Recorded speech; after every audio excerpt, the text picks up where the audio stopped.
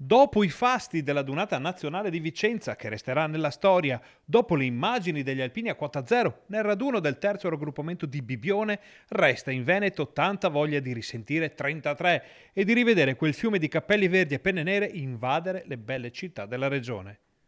Gli occhi di tutti sono puntati ora su Bassano del Grappa, città degli alpini, che con questi ultimi ha rinsaldato il patto d'amicizia con la Dunata dell'Ara Montegrappa.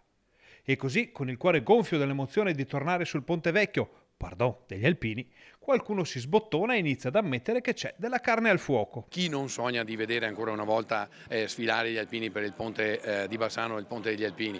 Tutti lo sogniamo, naturalmente quando saranno i tempi giusti ne parleremo, sicuramente.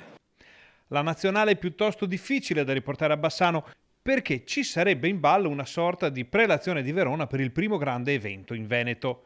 Ma le trivenete già fissate sono solo quella di Conegliano dell'anno prossimo, che si preannuncia di grandissimo richiamo, e quella del 2026. Andremo a Gemona, in Friuli, per celebrare lì il raggruppamento e la raduno del raggruppamento, poi tra l'altro anche coincide con le ricorrenze del terremoto del Friuli del 76 e poi vedremo in proseguo. L'8 forse magari è un numero fortunato per Bassano. 8 è un bel numero anche perché 48, 2008, se c'è l'8 gli alpini di Bassano drizzano le penne immediatamente. Ma certo, se lo dice uno dell'ottavo della Giulia ci si può credere.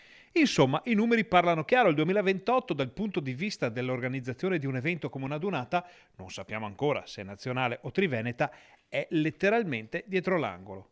I numeri parlano chiaro, dato che la prima Dunata nazionale degli alpini è arrivata a Bassano nel 1948, in occasione dell'inaugurazione del ponte. Poi il 2008 con un altro raduno nazionale che ancora oggi è nella memoria e nell'anima di chi l'ha vissuto. Chi vivrà vedrà. Nel frattempo non ci resta che riempire nuovamente gli occhi e il cuore con le immagini degli alpini sul ponte che porta il loro nome.